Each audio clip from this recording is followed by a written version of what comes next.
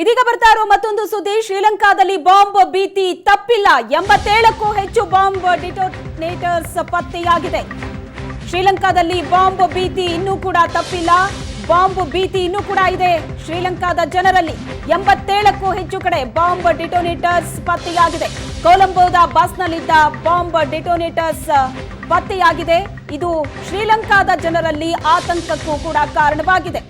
ಶ್ರೀಲಂಕಾದಲ್ಲಿ ಬಾಂಬ್ನ ಭೀತಿ ಇನ್ನೂ ಕೂಡ ಇದೆ. ಈಗಾಗಲೇ 8 ಕಡೆ ಬಾಂಬ್ ಬ್ಲಾಸ್ಟ್ ಆಗಿದೆ. ಅದರಿಂದ ಶ್ರೀಲಂಕಾ ಇನ್ನೂ ಆಚೆ ಬಂದಿಲ್ಲ.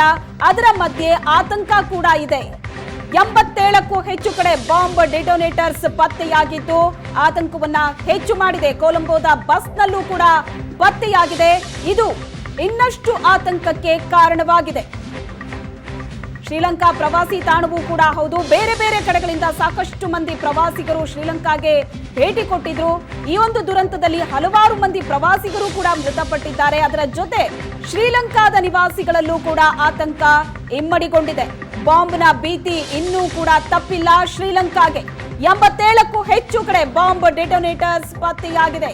ಕೊಲಂಬೋದ ಬಸ್ನಲ್ಲೂ ಕೂಡ ಪತ್ತೆಯಾಗಿದ್ದು ಜನ ಹೊರ ಬರೋದಕ್ಕೆ ಆತಂಕ ಪಡುವಂತಹ ಪರಿಸ್ಥಿತಿ ನಿರ್ಮಾಣವಾಗಿದೆ.